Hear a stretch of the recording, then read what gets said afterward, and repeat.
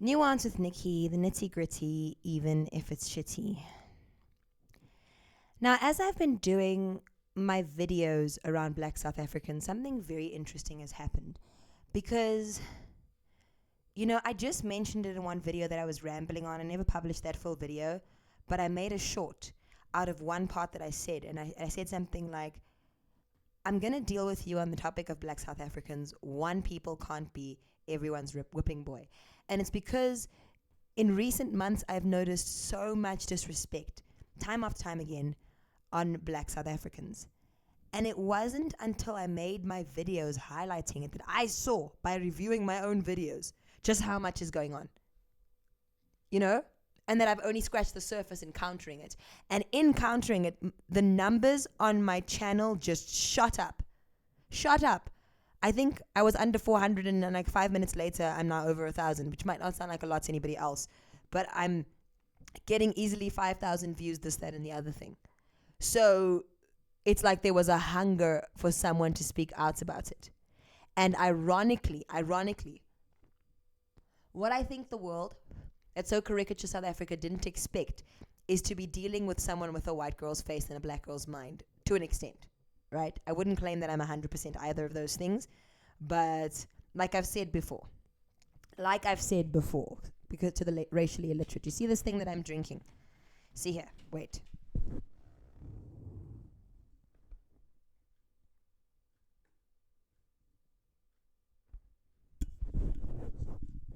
That's my coffee. If you're going to tell me I can't speak on these issues, it's got milk in it, it's got coffee in it, it's got water, it's already mixed, it's got sugar. It's sweet and strong, like yours truly, okay? If you are going to come and talk kak here, before you do, jump through my screen, get some tweezers, take the coffee out and take the milk out, okay? Because you can't take the black out of me and you can't take the white out of me, okay? But you guys can understand that. You understand it. You understand it when it's a beverage, but not when it's a person. Do you know what I mean? So that's what I want to talk about. People. I want you to notice how I speak. When I speak, I never say whites or blacks or coloreds. I will always say white people, colored people, etc., etc., etc. The only time I will just say something like that is when I'm talking about your nationality. Okay? So I noticed this whole thing around the caricature of black people in our country, and I'm starting to understand, not the whole world, but the like South Africa's haters. I'm starting to understand so much about your perception, and you know that I didn't even grasp it. I got a seed of this with my ex-boyfriend. I was just talking to him once, right? And I said, oh, the school that I went to, the principal there, she's African American. And he goes, we just call them black. And I was like, wait, what? And then I realized how he heard me. He heard me like this.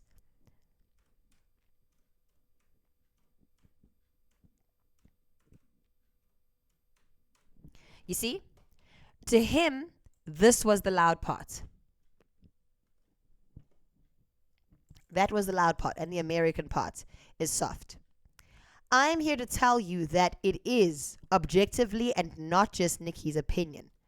Like this.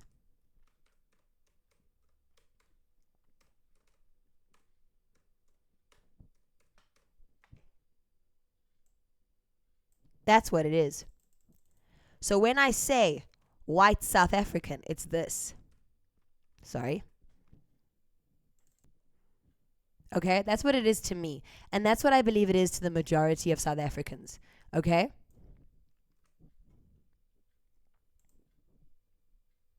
That's what it is. Okay? To me, it's no different from saying a red Toyota or a blue Mercedes or whatever. The brand is Toyota. The brand is Lamborghini. Right? That's the most important part. To me, the body of a car is just something that's going to tell me something about the person's personality. Everything I really need to know about the car, the make, the model, what parts I need to get, that's what's important. That's how we hear the word South African. And like I've said before on this channel, we are not going to squeeze our beautiful, hard-won country into your small idea of what South Africa is.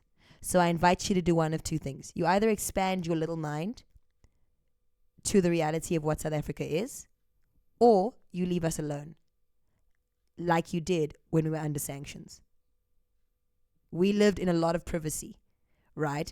And a lot to do with that means that we have a very unique way of thinking. I mean, I know every country is unique, but because we grew up so far away from the world, we're physically, geographically far, we're so far south that summer coincides with Christmas and New Year's, and that we're so far south that we have penguins. We are a unique country, right?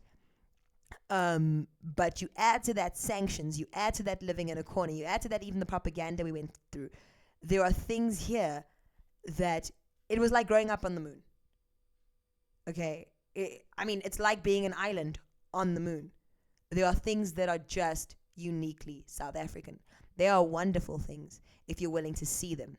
But we don't fit into what can sometimes be a global hive mind. And we're okay being unpopular. We survived it. We're not okay being disrespected. So I hope that makes sense. So what I'm countering today is the caricature of the white South African. And I know, before you thought it, I know already, you're thinking about me being a gatekeeper of whiteness. I know already, yes, I'm quarter past fucking white. That is not the reason why I'm doing this. If you go on my channel, if you're not new here, then you know what I'm talking about. If you go on my channel, you will see that to some extent I have stood up for every race, and you will also see that I have shown myself and other South Africans standing up to racism, blah, blah, blah, blah, blah. But that's not, it's called Nuance with Nikki. You came to a channel called Nuance, right? I can handle one onion layer at a time. I'm here to counter people who are an important part of Africa that may not fit someone else's lazy idea of what an African country is. And I'm here to remind you of their humanity. Okay? Because I told you earlier, I say white person, black person, whatever person. Person is the loudest part to me. There is no religion or scientific thought in which you can correctly remove that. If you are from an Abrahamic religion such as Christianity, Judaism, or Islam, then racism is criticism of God's creativity. If you are much more of a science-based person, then I probably don't even need to be having this discussion with you. You know the deal. If you're a pagan, again, we're not the kind of people. Okay, either way, racism's dumb. Okay? So we're speaking about one community in our country, and like I said about the Indian South Africans, and like my hours of videos on colored and black South Africans should demonstrate, they're an important part of this family. Okay? Seeking for a green patch and settle and live there, forgetting their roots. South Africans, we love each other in this country. Blacks, white, Indians, colored, we love each other. No one will divide us. Mizanzi, we are one. Mizanzi, we are one. Simunye in this country. We are one in this country, and that's how we see ourselves. So I'm going to show you some other footage in a moment. Just let me organize my thoughts. So sometimes you'll be sitting, minding your South African business, keeping your South African Christmas, and a video like this might pop up on social media, right? This wasn't the video, nor is the next one that I'm going to show you, but it's just of South Africans having a great time dancing, right? The one that I was upset about was one where there were kids involved. Kids involved just dancing, having a good time. So I'm going to use these videos of adults as examples, but people actually came and commented on our videos of our kids. Let me just translate the song for you. You may or may not have heard it, right? It's Leifi. That means my body. And the lyrics, and here I am, not a Christian, telling you that I enjoy this song so much. The lyrics go, "The Lord made me beautiful, so very, very beautiful. This is my little head. This is my little head. This is my body. These are my feet. Shake it, body, shake it." Right? And then they just go, I will dance, I'll dance for my God. And then there was a challenge. And so, yeah, I hope you enjoy it. This my copy, this my life, this my foot, do it like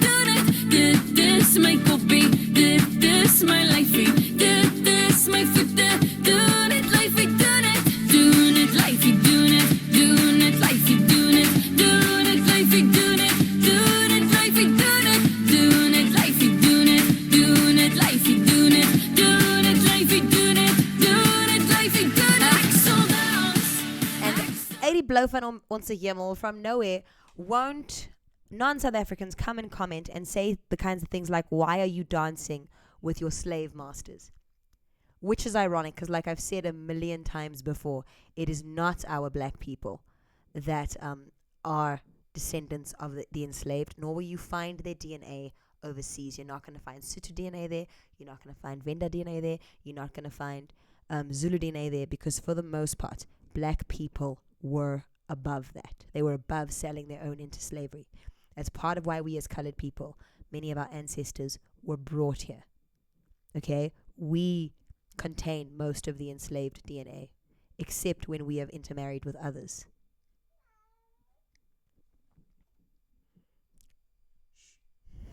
Okay? And we also contain most of the original indigenous DNA. They're known as the Khoikhoi and the San, if you don't understand. And by indigenous, I'm talking about since the Ice Age. Okay? But there's this caricature of white South Africans, and it fits into the bigger picture of the caricature of black South Africans as these people that are dumb and bowing their heads and refuse to retaliate. Everybody who hates South Africa, including some South Africans, wants there to have been a retaliation. They don't want this dancing and singing and happiness. It breaks their narrative. Let me tell you how that's going to work out. Okay? If that were to work out, and if black people were to win that war, the kinds of black people around the diaspora who want this believe that then, in their minds, their fantasy is that the black South African then takes over, and they then the floodgates open, and they just get to come in and enjoy the spoils, right? There is a mixed race South African guy. I call him Patronizing Patrick. Okay? Patronizing Patrick and his pick-me wife. They say such patronizing things about black South Africans consistently, which make my blood boil. And the thing is, the reason they have the guts to do that while sitting on South African soil, the reason they have the guts to do that is because secretly they trust in the goodness of black South Africans, which they are taking for granted. If I am feeling this angry, that someone has dedicated his page and 90% of what he does is insult the people in whose country he lives. Okay? So it fits into a bigger picture. And I think part of that is because many of you have grown up being the center of the world, or you've grown up with 3D images, 3-dimensional images of American, 3-dimensional images of Britain. And I mention those two a lot because I'm English speaking, and in our world, they own the narrative, right? The Northern Hemisphere owns the narrative. South Africa, Australia, New Zealand, not so much, right? Southern Africa in general. And then you add to that the fact that Africa is often relegated to a chapter in a textbook, right? And so it creates this world in which Americans can literally go bomb the living shit out of a country. France can join them. Canada can join them. We can watch it on our mobile phones. And yet, the average American or the average Briton doesn't have to pay any tax for that, because so many images daily, thousands daily, have let us see them as human beings first. And so we have a 3-dimensional view of them. We give them a space to be imperfect. We don't put them on trial for every little flaw, right? Everybody in the global south watching this right now knows what I'm talking about. Everybody. Even the ones crapping on South Africans, because there's a lot of internalized racism there. Okay? So I'm going to counter the narrative of the caricature of white South Africans, because it was from this one content creator. I saw it about a year or so ago before I was a YouTuber, and that's part of why I haven't made any commentary on it, and I can't go and find it on TikTok because the TikTok creators involved have made so much content since that, so I'm going to share it. I don't just mean to steal stuff from another content creator. I hope she doesn't copyright me. It was long ago. Okay. I made this point before, and then we'll go on to the video. When I Google Australian beauty, how many of these people are Aborigine? I Google American beauty, how many of these people are Lakota or Sioux or Cherokee, Chippewa, right? South African beauty. And yet, because we do diversity so well, and countries who claim they want diversity, claim they want equality, keep telling us to do better. When our ratio is far higher.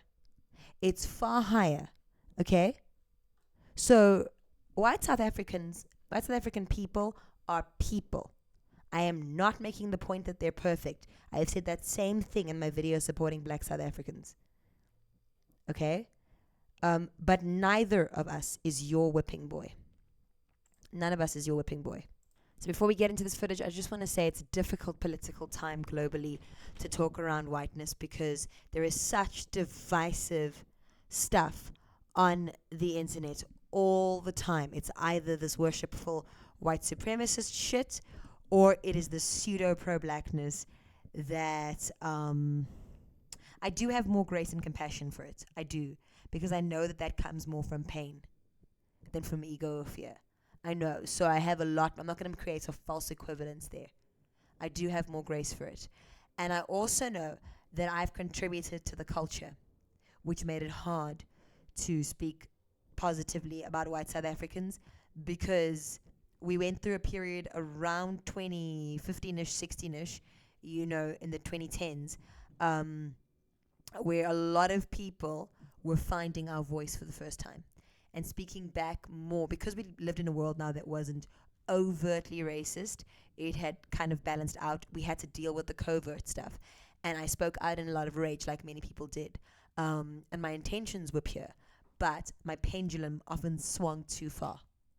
It did. But I don't believe as bad as many people's. So the point of this video is just to counter the caricature of this, that the only thing that a white South African is this racist whatever, okay? That's why I'm showing you this, because people have said they're surprised. They're very surprised that South Africans of different races stand up for each other. And I don't understand. I don't get what's so surprising about a white South African being completely appalled by racism. Are you guys aware of how many white South Africans died for that? Are you aware of how badly they were tortured? Are you aware that they were seen as enemy number one? Have you seen any of the movies, read any of the poems to do with that? No. And I've seen footage trying to display white South Africans badly, but not even getting it right. Like they don't even get the right kind of white South African. I'll show you later, maybe if we have time. They were saying it was Boere, but it wasn't even Boere in that video. People trying to manufacture crap. Okay, so let's watch a bit of these white people reacting to something, and then we'll go back to what the story actually was. Okay, you ready? That lady makes my blood boil a bit. So if I do play her bit, I'm gonna have to only watch it once. But the way I got out of bed looking like this just to stitch this video that I was just tagged in a few minutes ago. I'm actually shaking because I'm so irritated and so upset. This woman that was originally stitched is a black South African woman. Now, you might not know what South Africa went through only 30 years ago. It only ended 30 years ago, right? But your white woman and our white woman might be totally different. So before you stitch someone in such a condescending way, try and figure out if you know what you are talking about. Because me, as a South African white woman, would rather take a step back, watch what happens around me in everyday life before I make a video like the one you just did. We don't know what Americans smile like. And okay, so you'll get the context of the smile. I just want you to see our white people reacting the same way we do and standing up for others. Okay, I've skipped forward. Normal one.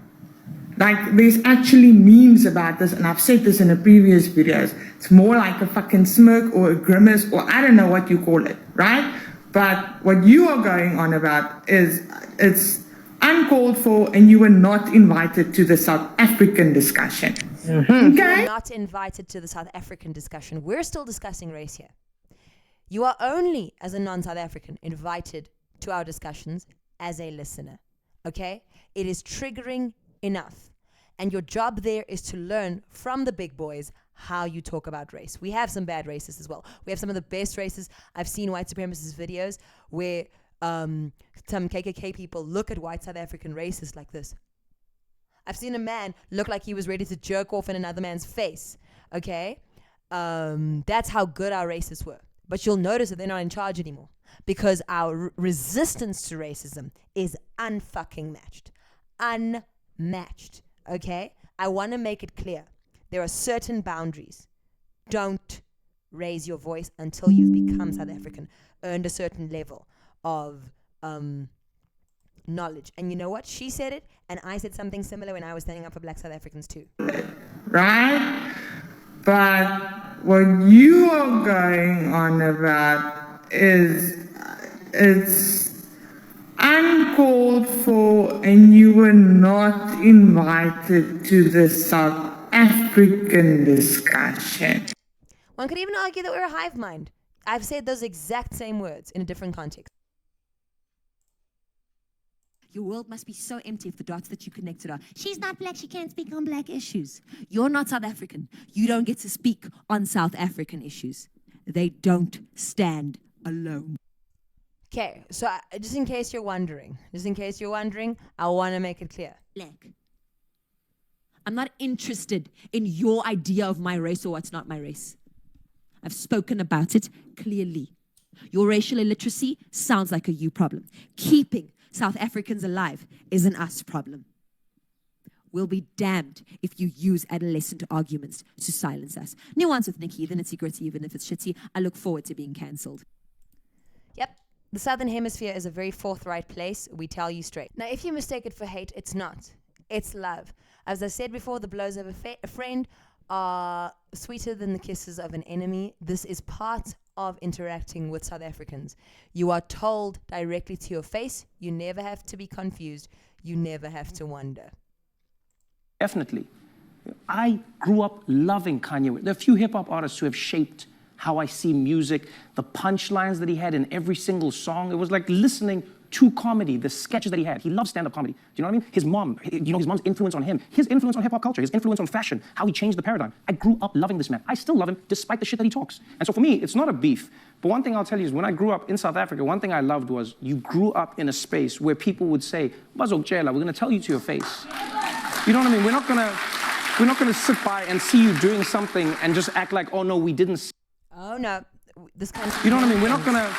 This country is many things, but we are not fake. If you don't like, South Africa's a mirror. We live amongst people who are mirrors of who you are. If you do not like what you see, you cannot blame the mirror. Go and fix yourself or close the door. And as you can tell, we have optometrists here. Okay? We see things clearly and we call them as we see them. We're not going to sit by and see you doing something and just act like, oh no. Bazok, one thing I loved was you grew up in a space where people would say, Bazok Jela, we're going to tell you to your face. You know what I mean? We're not. There's no wondering.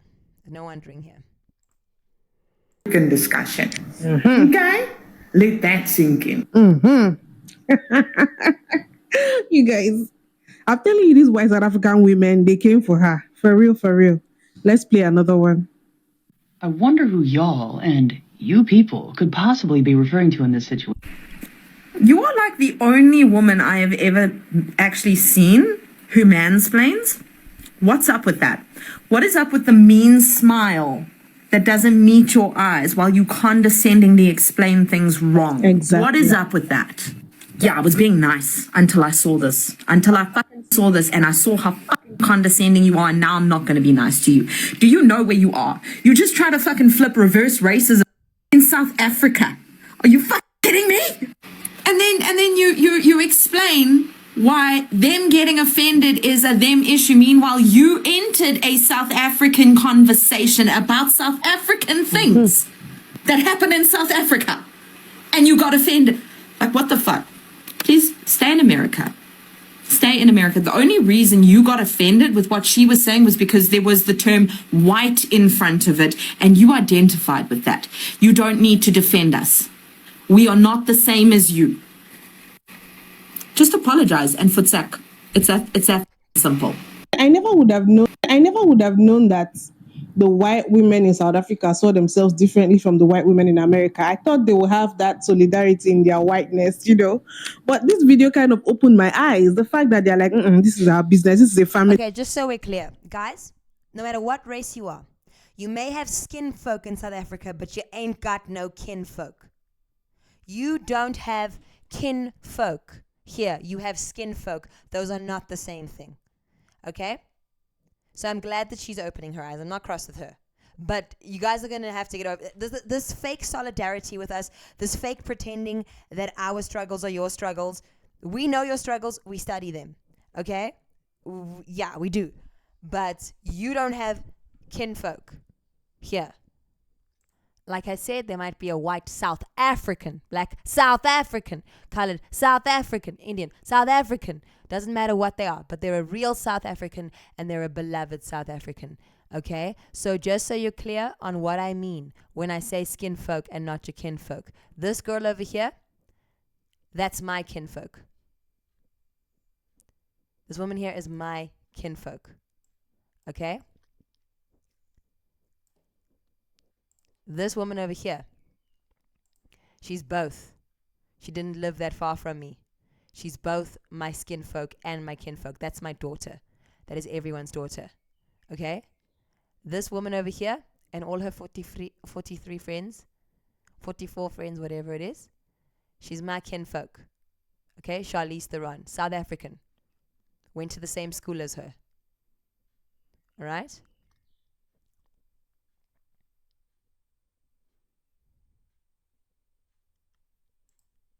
My kinfolk. Okay, so I'm going to show you a video in a second of a white South African stand up for colored people, just so that you know all races did it. The people who did it the most were the black South Africans. This is towards people on the outside. When the Americans came for us, we all stood up for a black man. When Britain came for them too, I made a video about that. So let's see this white girl. I'm countering your narrative. Okay, and yeah, we'll take it a step at a time for it to sink in. You guys sound very ignorant. And you know what's funny? Because you were like, Google is free. Then CC, use it. What are you waiting for? And don't come with this bullshit like, oh, I was living in Johannesburg. Love a xenophobic moment. Do you Oaks think that Americans know that there are other countries in the world that aren't exactly like them? It's unclear to me. Anyways, God bless America, baby. Jokes aside though, stop telling South Africans to do more research on their own fucking history. This narrative that you are pushing is further harming a minority group in this country and invalidating their entire history and culture. I think you thought that you ate with this post. I fear you did not. I really suggest that you do just like half an hour reading on the history of South Africa. You will see, and pardon the pun, that it is not so black and white. Reading is free. Hey. No one is erasing. Oh gosh.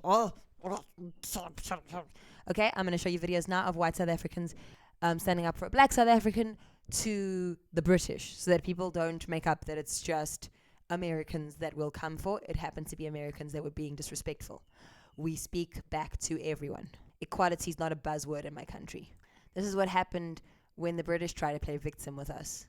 Don't try it. We see through that shit, no matter what color you are, no matter where you come from. Ian Bonambi stands accused of using a racial slur against a white English player last night. Tom Curry, England player, went up to the ref in the 28th minute and said, Sir, if the hooker calls me a... what do I do?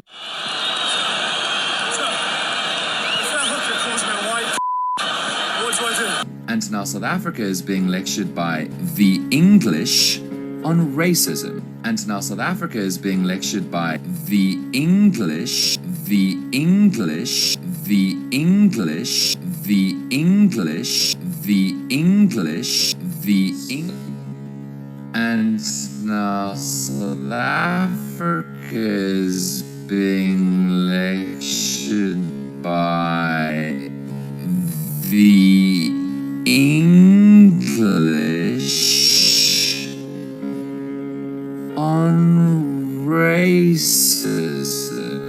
way, if you call my country South Africa, then you know nothing about it. It's South Africa. South Africa. It's one word, one thought. Okay? Never mind the space. So now a lot of people have assumed that Mbonambi is guilty without weighing the likelihood of it being true, like at all. Now the way that rational, logical, intelligent human beings work is before we leap to an assumption, we weigh up likelihood. Racial slurs are unacceptable and he should be punished if he did it, but Bongi Mbonambi has never been accused of racism. This would certainly be an extraordinary moment to suddenly become racist considering all the white players he's played against and with for years. And there is a much more likely explanation. If the English media had done even a shred of thinking about this before writing this article, they would have included the fact that South Africa for decades has communicated in Afrikaans when playing against other teams because they don't want to be easily understood. And the Afrikaans word kant, K-A-N-T, means side. So maybe he said wit kant, which means the white side. It means their team. It means the opposition. They play in white. Or maybe he... Kant in South Africanese, aka Afrikaans, means side. And I'm telling you very nicely, when entering into race with South Africans, play op jou kant, which means stay on your side. Said Weitkant, which means wide side, as in maybe they're going to attack or defend on the open side of the pitch. So maybe he did use a racial slur, but there's no evidence of that yet. The England team hasn't even laid a formal complaint. And then, as a decent journalist, which England is in short supply of, you use all the relevant facts to establish a picture. Our black vice captain, Bongi Mbonambi, was accused of being a racist by this. That's an example of colored people standing up for him, a whole colored podcast. But I'm focusing on the white people who are standing up for him right now because this is their moment.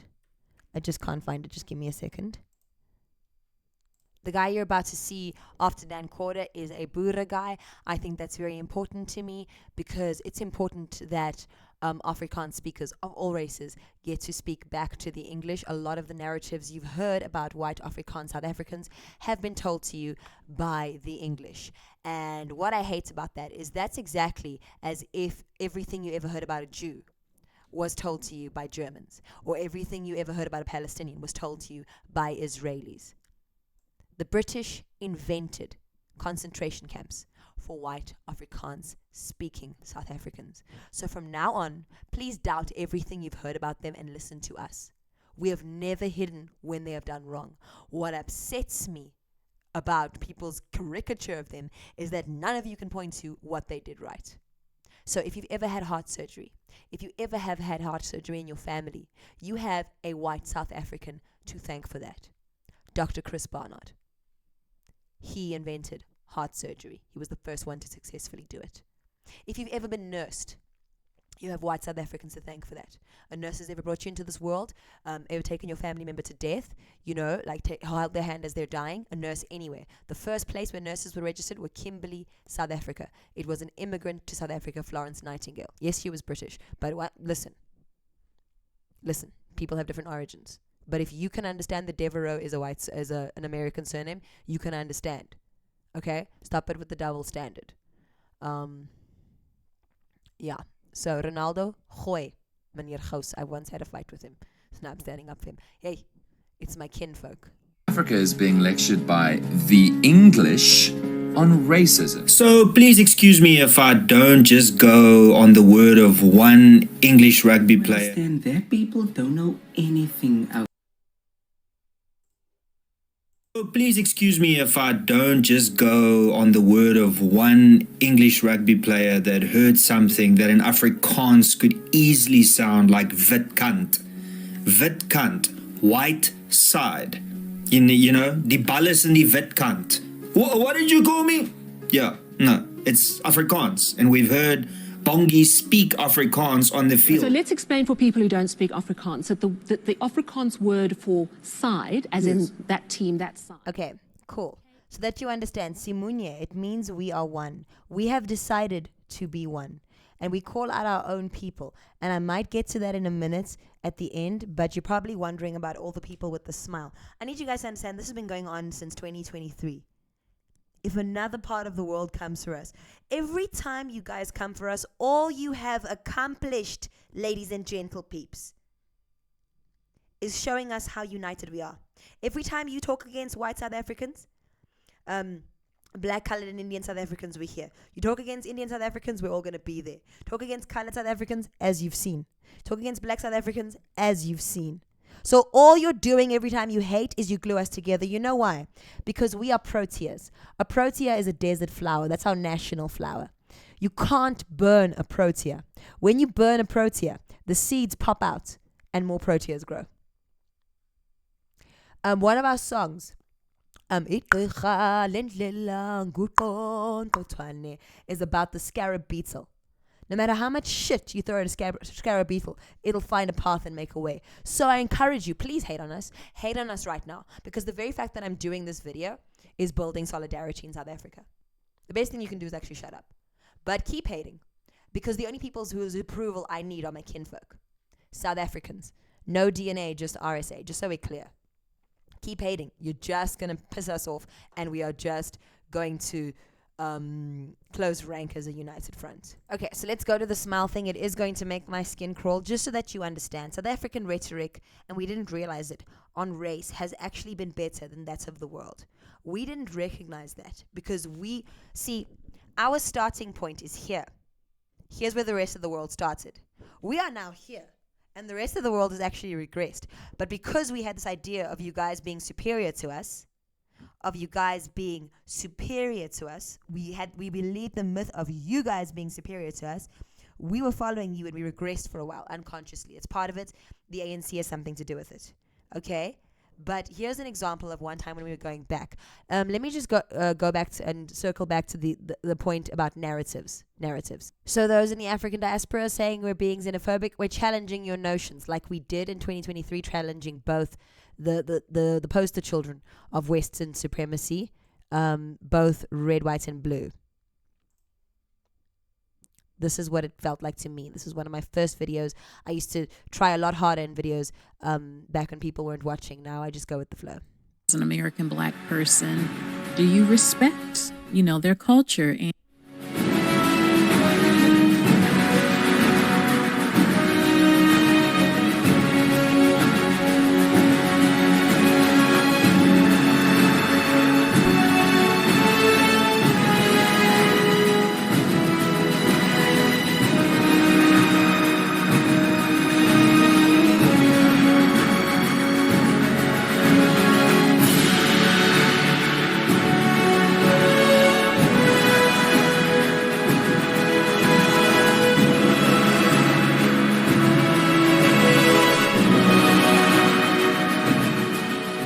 baby.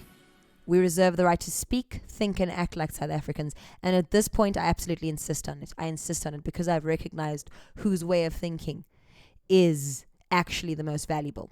On race, it is your place to be learning from us. And I have to be so bold as to say it because people don't even have it in their paradigm to recognize that an African can be better at something than them.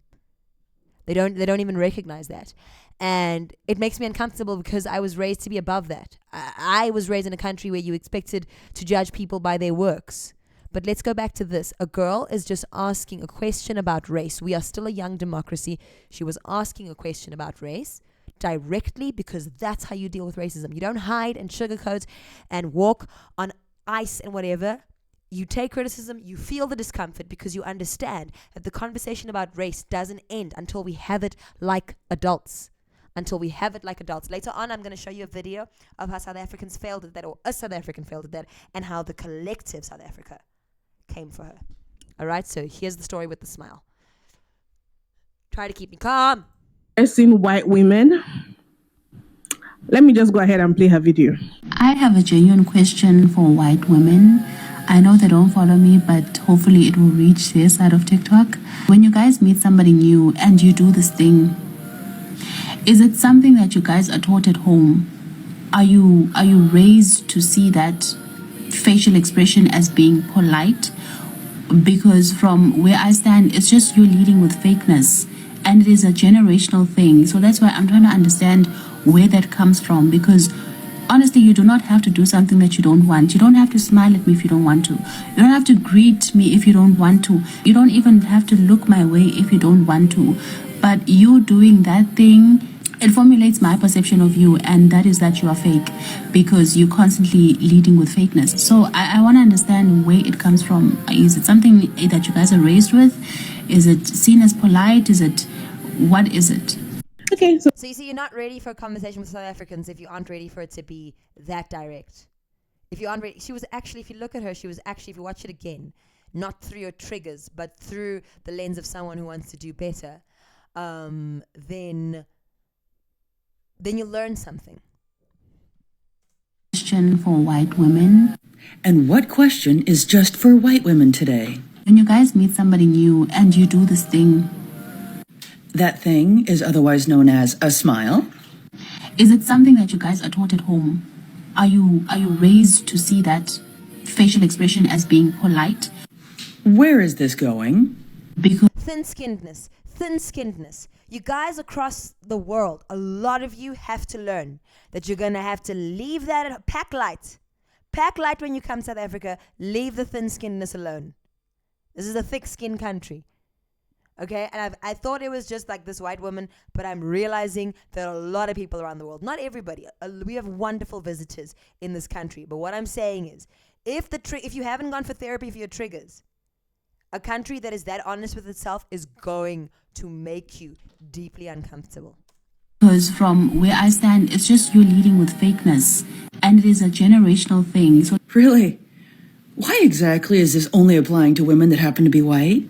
That's why I'm trying to understand where that comes from, because honestly, you do not have to do something that you don't want. You don't have to smile at me if you don't want to. You don't have to greet me if you don't want to. You don't even have to look my way if you don't want to. Well, thanks for that, I guess. But you doing that thing, it formulates my perception of you, and that is that you are fake because you're constantly leading with fakeness. Someone mark this one off the bingo card. So I want to understand where it comes from. Is it something that you guys are raised with? Is it seen as polite? What is it? Am I correct in my understanding that one is saying that it's only one demographic of women that smiles at? You are incorrect in your understanding of many things. You got surprised when white South Africans came to you, and here's why. Now that there are cameras, here's one thing that I'm confident of. And you guys can try these mind games with me wherever I go, but I want you to understand, I'm not sitting here alone. That girl's not walking alone. Each South African is 60 million strong. As long as there's a camera, there are 60 million people standing with them. You people could possibly be referring to in this situation. But in regards to that, just a gentle reminder, if a person is actually offended by something or perceives it as off-putting, that person has actually chosen to take offense. In this case, to something that is normally considered to be a polite gesture by millions of people. So just imagine the delicacy of a person's constitution as to be so offended by a smile. Okay, now, did you guys notice something about her? Later on in this discussion, they will talk about a specific smile. She's doing the exact same smile they're talking about, but they'll talk about the specific smile that it's actually been researched that most white people do not mean it offensively, that it actually comes from insecurity. And now everybody knows that, and they're not assuming the worst about each other. What I'm saying is, a lot of this rhetoric holds us back. And I know what you're going to say. You're going to say, but Nikki, you're stereotyping non-South Africans. No, I've said millions of times, it is not all. It is probably not even most. But what I'm saying specifically about South Africa is that there is a greater percentage of people who will have a direct discussion because, like Trevor Noah explained, I didn't show you that clip, because we had a much more direct racism, we had to take a much more direct approach, a very direct approach. So here's a lovely American woman answering it. So I have definitely been taught that. I do it all the time, and I've seen a lot of creators talking about that sort of and how that's not really perceived as like the politeness that I think it is. I really just assume it's an acknowledgement. Like, I see you, I like that you exist in this world, carry on with your day. That's kind of what I mean when I do that little, it's just a little acknowledgement. I don't know how to not do that, if I'm being honest, because I catch myself. You know what I learned from travels? It's probably one of those things of sunny country people versus snowy country people. I actually learned this when I was in Wisconsin. Wisconsin, USA, one of the coldest places I have ever been. The cold was in my bone. European culture, being a small continent that's been very populated, lends itself to people who have to be in enclosed spaces, and so does cold weather, right? And so their gestures typically in colder countries you'll find will be smaller. You go to New York and the voices, in New York, they'll talk a bit faster, but they'll also talk a bit softer. The minute you go down south, they're talking like this, what. So even within America, you have that. You notice that globally, people who live far tend to shout. They've had to shout across fields. And the shouting that I'm talking about has got to do with big gestures, all of this and this and that. Okay? Should I circle back to that for a second? Yes, because I'm not sure you guys are going to trust me in my perception on that, because I've been defensive. I'll be real about that. Okay, so what this advert that I grew up with illustrates is you're going to see a man who'd never had a telephone, and his friend lives across the field, right? And he would shout "Molo mhlobo wam," which means "hello, my friend," across the field until the day he got a telephone. It was an advert for Telkom, which I grew up with. But this is the thing that first put this concept into my mind. So you'll find that people like Greeks, people like the French, people who live more south, even in Europe, will also be louder. And it goes back to the smile thing. It's you show reverence in Europe by being quiet and demure. You show reverence in Africa through praise poetry and being loud, blah, blah, blah. But you even see that crossing race lines between the North of America and the South, right? And so this demure little smile as a small gesture is one of those, I don't want to invade your space. That's how I show you with my Western mind, subconsciously, that I'm not invading your space. With my African mind, or with my Mediterranean mind, or with my Southern American mind, I'm showing you that I want to connect to you by being loud, both in my gestures and in the way I use my voice, etc., in my body language. And if people aren't aware of that, if they're not cognizant, they'll get unnecessarily offended. I'm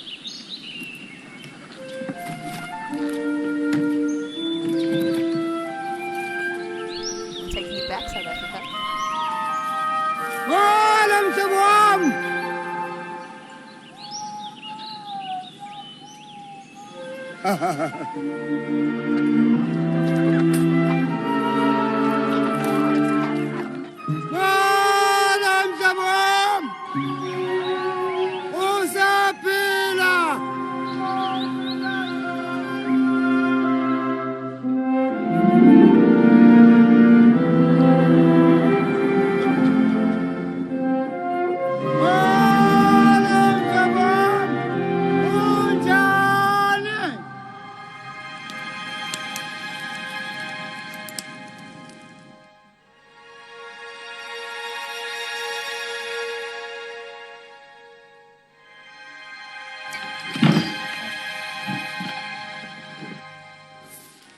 Last year, Telkom gave millions of people a new way to say hello.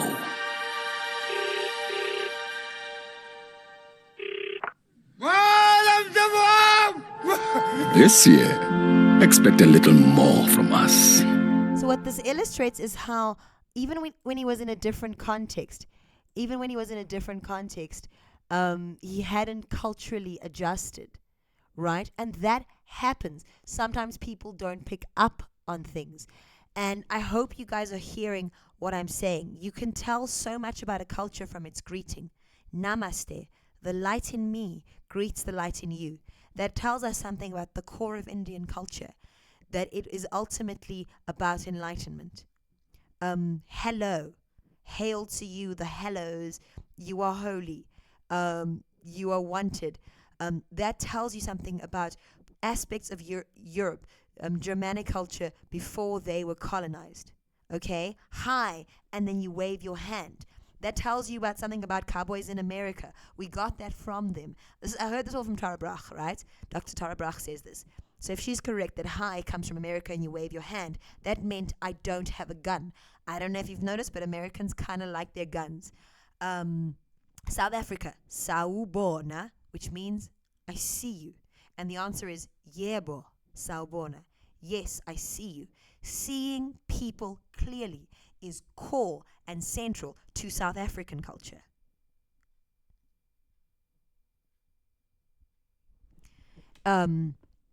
So sometimes we'll take the software of a certain kind of culture and bring it elsewhere.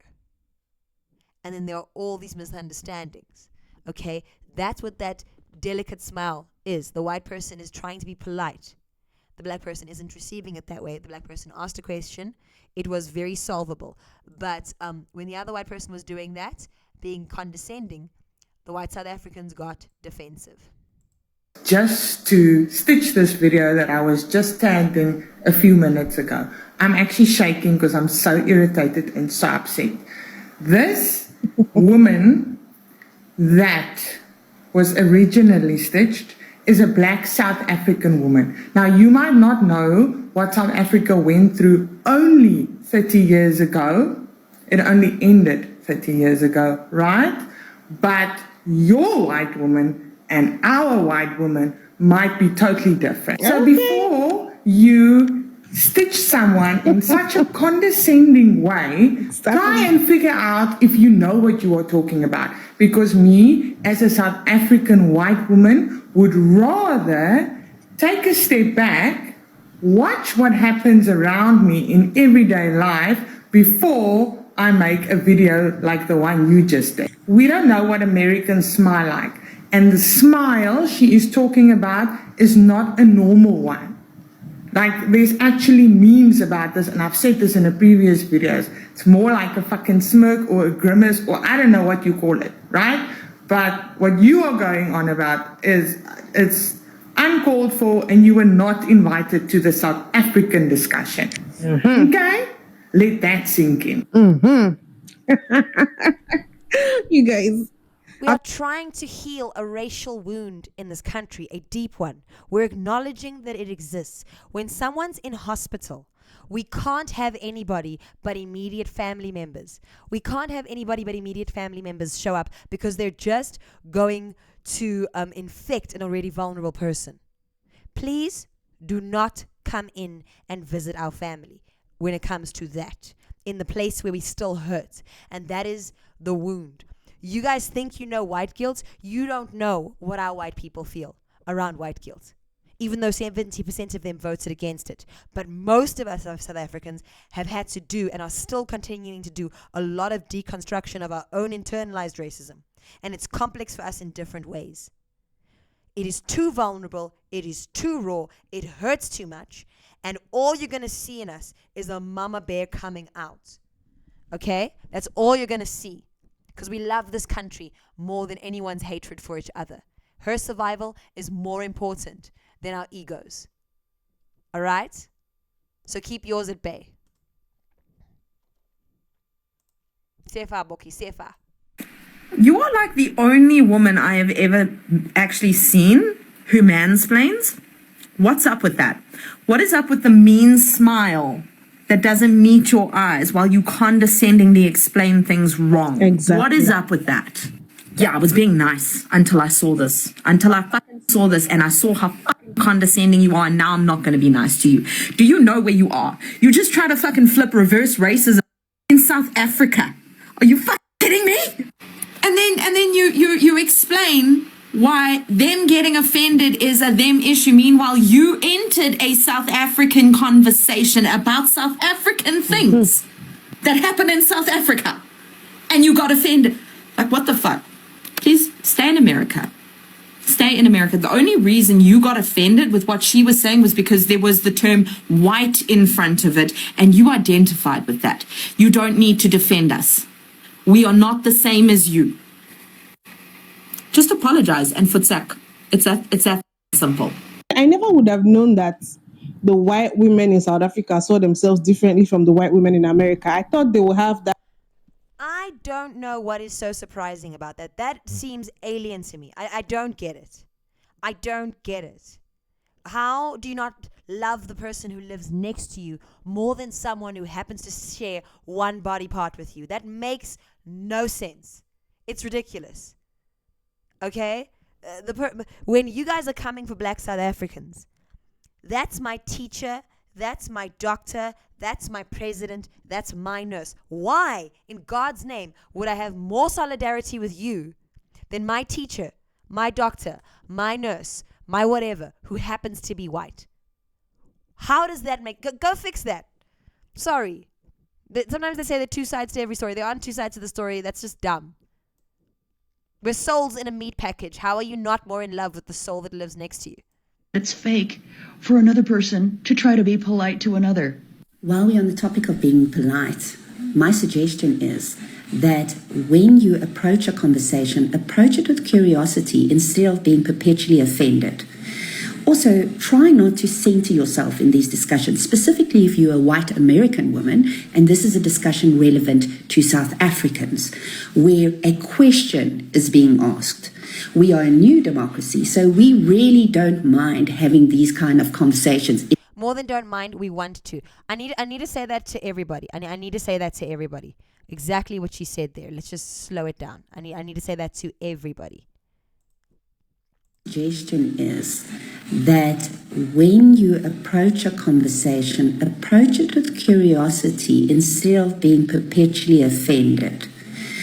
Also, try not to center yourself in the... I love it. Try not to center yourself. And my Americans, I'm going to be real with you. Okay? You've lived in the Truman Show for too long. You've lived in the Matrix for too long. I don't know which it was, the red pill or the blue pill, but whichever pill gets you out of the Matrix, you guys have to work harder than anybody around the world because you've had the bright lights in your eyes for so long you can't see the audience.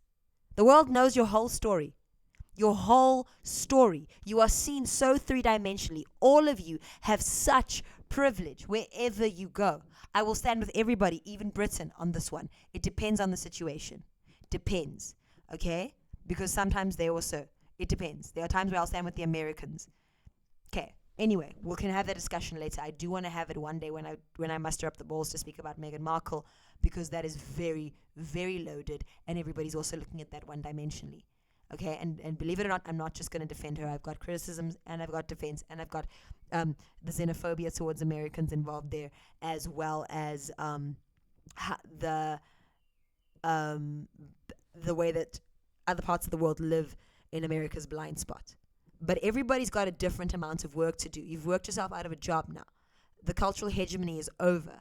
You are now interacting with people on other sides of the world. The big protagonist energy, once that wheel lifts off the ground at JFK, or once you come here to Winnie Mandela's internet, you are no longer in America.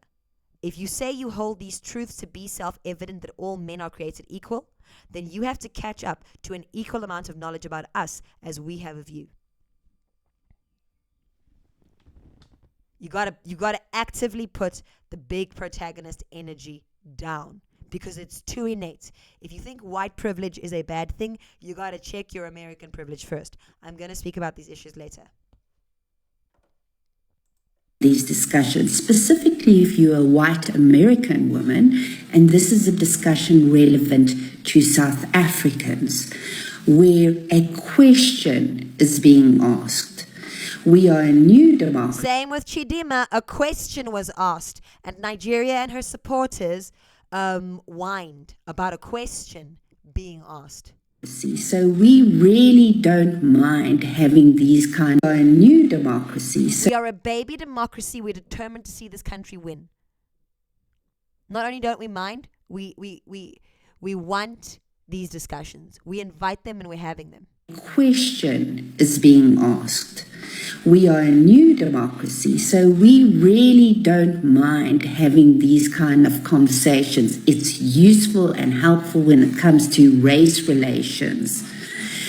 Another thing is that you don't want to end up making a fool of yourself on the internet by inserting yourself in a conversation that has absolutely nothing to do with you. For instance, when it comes to social cues, there is research on it. And obviously, I understand when you're perpetually offended by things that you don't have time to do the research. For example, there was this study that hypothesizes, well, one of the hypotheses is that Black people and people of color actually see that fake smile as a way to not come across as prejudiced. it is probably also not a bad idea for us to enter these conversations out of curiosity, keep quiet and learn, because there has been another study that shows there are actually studies about those smiles. That's to tell you that it's a real thing. And I actually mentioned that I know that smile. I've seen it in movies and all of that, and it's not usually. So I never perceived it as a bad smile. I never did. I am 3/4 white, so I'm half white with daddy and whatever. Fuck that. The point is that I see people in a very three-dimensional way, and I never perceived it that way, right? But it exists too, and I can see how it's lost in translation.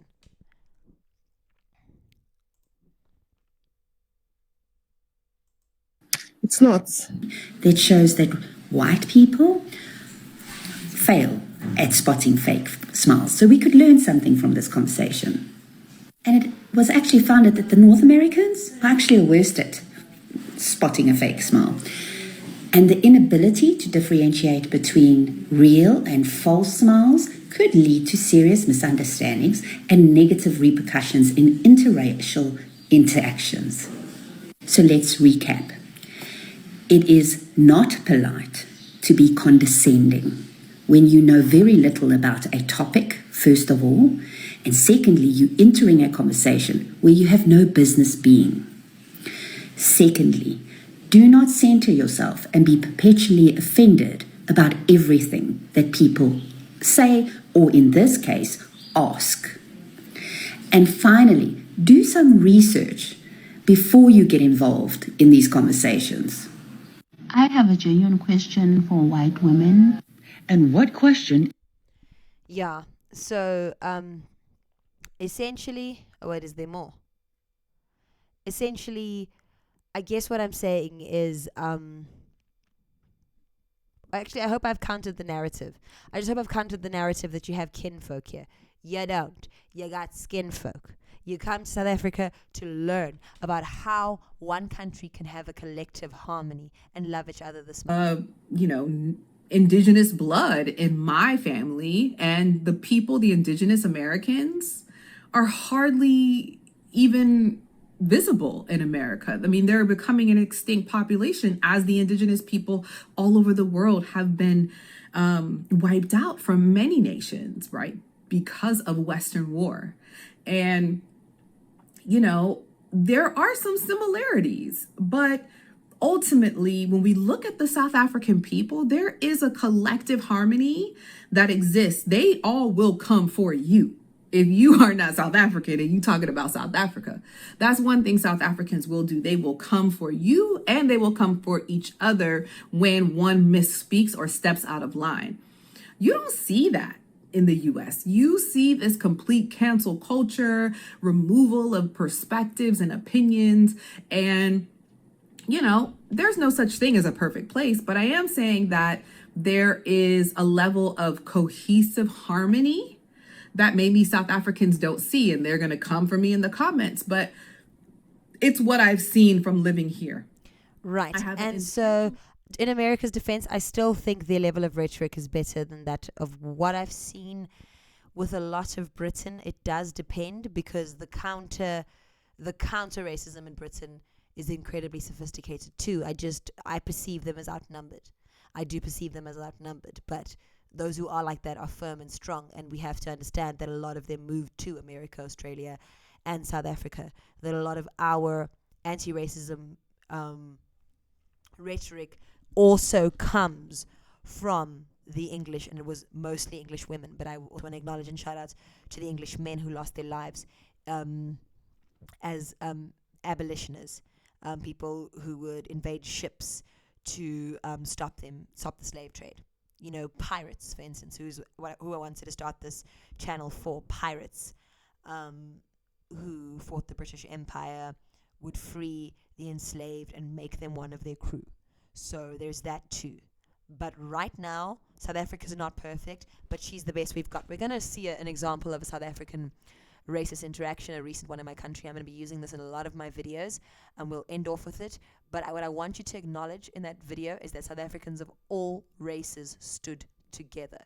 I'm going to try and find footage. There is so much footage because the whole aeroplane on which this racist interaction happened decided collectively that they were going to expose this woman. And there's so much here. That woman has given us gold in terms of things to learn from as a country, and then I'll leave you with that, okay? Okay, so it's Fly SA Fair. We've got a black woman being racist to a colored woman. I will try and explain to non-South Africans in a minute what's happening here, but just take it in as you can. You think you're one from this and that? Hey! Serve me right now. Serve me my training. I didn't bring them home. Exactly. Thank you. And then come and serve me. Come and serve me. Thank you. What did I do wrong? Why didn't she serve me? Just because she's watching you and my family, and let's move on. She has no rights. No rights. Black people in this country have a problem of shutting up. But if I was white, then it would be like, serve me.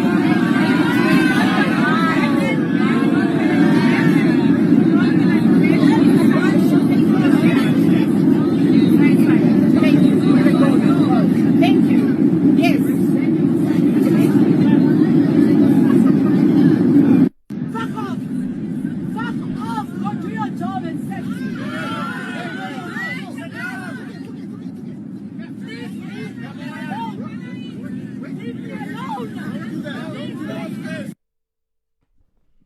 Okay, that's some of the footage that we've got. There's so much of it on the internet, okay? Just try and take it in.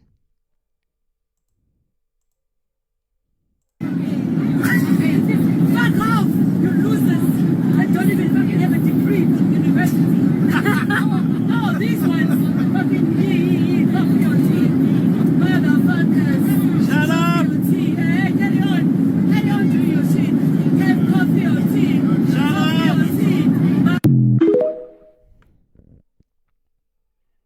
Abuse authority. You cannot do this.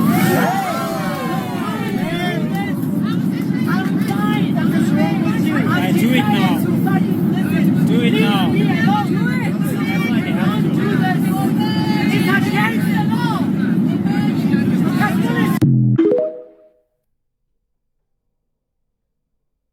On a serious note, is it captured? No, but look, there's my lawyer.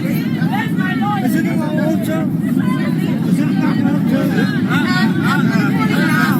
I guess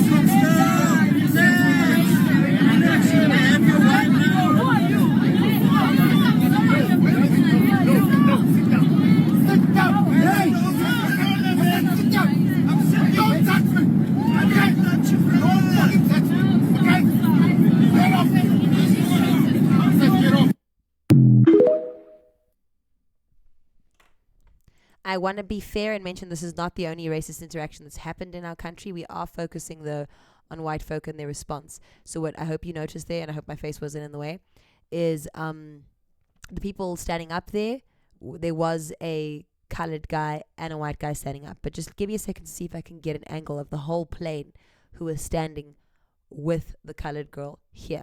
So what you're looking at here is a story that so encapsulates the bit of regression we went through. And we're allowed to go through regression during the ANC period. You see, the ANC sold us an idea of rainbowism because they knew who we were at our core, no matter what. And so we agreed to rainbowism.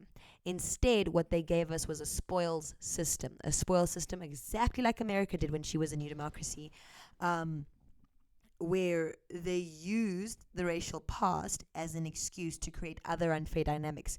One of those dynamics includes an entitled group, we call them the Black Diamonds, sometimes, an entitled group, a small group of black people who would, under the guise of black economic empowerment, people would say to colored people, white people, colored people and Indian people, you're not, white people, Indian people, colored people, you're not getting this job because you're not black. Meanwhile, they weren't giving it to the majority of black people anyway, right? That's what the ANC would do.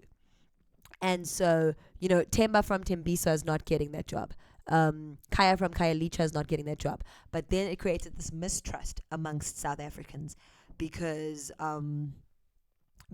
those of us that didn't get opportunities and stuff told that we're not getting it because we're black, some people would have, had some resentments about that, especially if it was a massive financial knock to their family. Then, meanwhile, there is township after township of black person not getting that either. And as the whole country becomes more and more impoverished, over the ANC's reign, because they received a country in which the rand was 2 rand to the dollar, and they've made it 20 rand to the dollar now. That became increasingly frustrated, but somehow South Africa prevailed through that. And it was the Springboks, the rugby team, that brought us back to where we were at the beginning of our democracy. The first thing we ever did was feel like a cohesive country when we played the All Blacks in 95. The second time we felt that again in a very deep way, almost as beautiful as the first time, was in 2023, which Britain tried to ruin for us and couldn't. In fact, what they did was make us stronger together, is one of our slogans. And so she would say things like, I'm an ANC bitch, I'm going to get away with this. And there was a time in South Africa's recent history where she totally would have gotten away with that. It's true, but the country's moved on. And so she's pretending to be the victim. She says stuff like, thanks guys for your support. Traumatic viral video of my boyfriend and I attacked on that plane. She was the one attacking, as you can see in the footage. Our lawyers are on it, right? And she also said that she works for the SABC. The SABC is the South African Broadcasting Commission. And so she, as a result of that, lost her job at the SABC, which is very unusual. You don't just easily lose your job in South Africa. Only 3 ways you can lose it: violence, racism, or sexual assault. Okay, but she mentioned the ANC. She tried to cash in on the privilege that they had. They also created all this rhetoric around white minority capital, which is not exactly what it's presented to be. White minority capital, as I've now recently learned, is actually the white billionaires. Right? We are aware of the inequality of wealth, but you guys who aren't South African might not be aware of the millions of white South Africans who are actually trying to fix that. Vincent Mai comes to mind, who has paid hundreds of thousands to take black children to posh public schools. One of those became a World Cup champion, Siya Kolisi. Okay. I'm rushing through a lot of history, so I can't make my whole point stand. But the SABC fired her. She's basically unpopular. No one's a fan of her.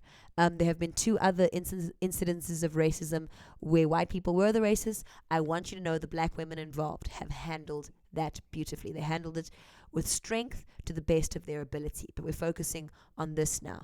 I want you to see the moment where all South Africans stood as a united front on this plane as she was going to get arrested. Look at that. People who so badly wanted her to be caught. She was saying, if I was white, I would not be and how they all stood together and how happy they are that this is not what you do. This is not what you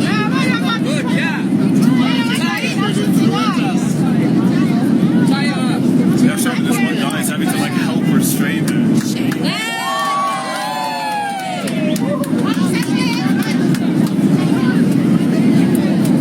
No, you must be tied up. You're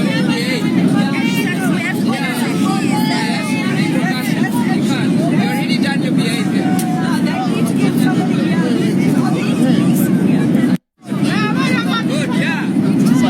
From the front of the plane to the back, South Africans standing as a united front against their own. This has happened time and time again. This has happened when a South African was being racist to an American. I don't want to bring that story up too much, but the South African's name is Anele, and the American's name is Kelly Rowland from Destiny's Child. South Africans, for the most part, the majority of us, hate racism, which is why we call it out in our own country. So you can't come and score an own goal and tell us this happened and that happened and this happened, because you learned it from us, because we're not hiding our cards. So to end this video off, I'm going to play a song that was very important to me as a kid. It was in the last year of apartheid, basically. And yeah. It might be a cheesy 90s song, but this is the heart of my nation. Okay? You're not going to tear us apart. We want to be together. We want to work together. Black, white, coloured, and Indian.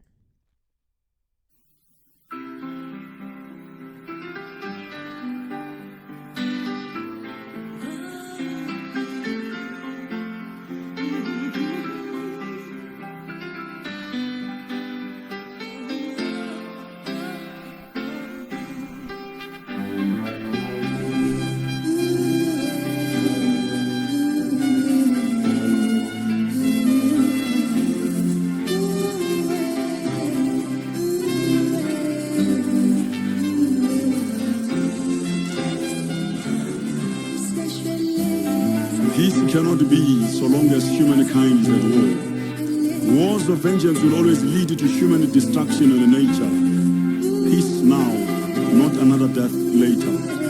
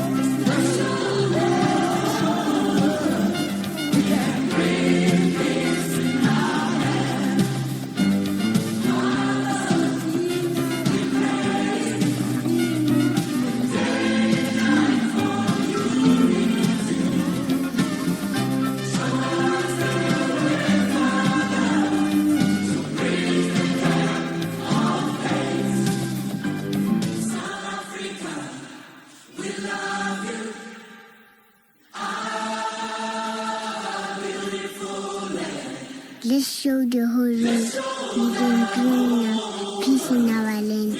Peace now, meet another death later. Nuance with Nikki. So,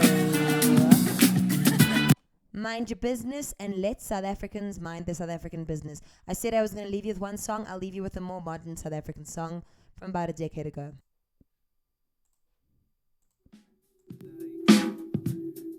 Did you hear the news on the radio today? People have agreed to give their love away. I can't wait to be there in line. No. Politicians have agreed to honor and obey. They'll come down and listen to what the people say. I can't wait to be there in line. No. Whoa, doobie doobie doobie doo bye. Doobie doobie doobie doo bye. Children will play in the streets, loving everyone they meet. Open hearts will be the rhythm of the day. Neighbors will greet each other, sisters and the brothers, even enemies will come to be.